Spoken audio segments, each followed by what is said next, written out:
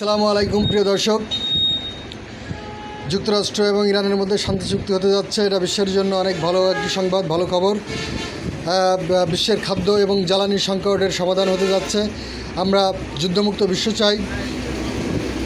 আমরা পাকিস্তানকে ধন্যবাদ জানাই যে পাকিস্তানের প্রধানমন্ত্রী এবং সেনাপ্রধান আসিম মনির তাদের কূটনৈতিক প্রচেষ্টায় যে মধ্যস্থতায় তারা যুক্তরাষ্ট্র এবং ইরানের মধ্যে একটা হাই ভোল্টেজ যুদ্ধকে থামিয়ে শান্তি চুক্তির দিকে নিতে পেরেছে।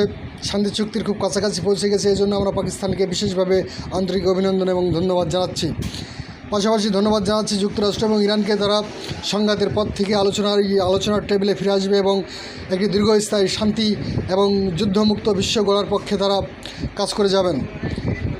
আমরা এতটুকু জানতে পেরেছি যে যুক্তরাষ্ট্র এবং ইরানের মধ্যে তাদের একে অপরের দাবি এবং শর্তগুলোতে তারা মোটামুটি একমত হয়েছে। কিছু দাবিতে তারা গোপনে একমত হয়েছে, সেগুলো সরকারি এবং অফিসিয়ালি ঘোষণা হবে না, বাট সিক্রেটলি সেটা তাদের মধ্যে একটি বোঝাপড়া থাকবে, একটি চুক্তি থাকবে।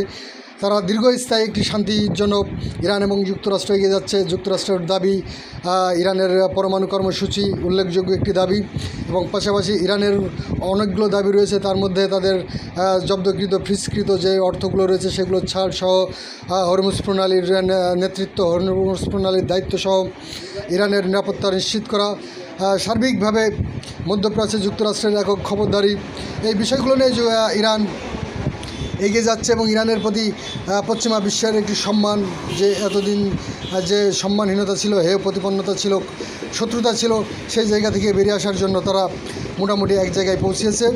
আমরা তাদেরকে ধন্যবাদ জানাই, বিশেষ করে পাকিস্তানকে ধন্যবাদ জানাই। এত বড় একটি যুদ্ধের সমাপ্তির জন্য পাকিস্তানের কূটনৈতিক প্রচেষ্টা এবং মধ্যস্থতায় আমরা অত্যন্ত আশাবাদী। বিশ্ব শান্তির দিকে এগিয়ে যাচ্ছে। ধন্যবাদ।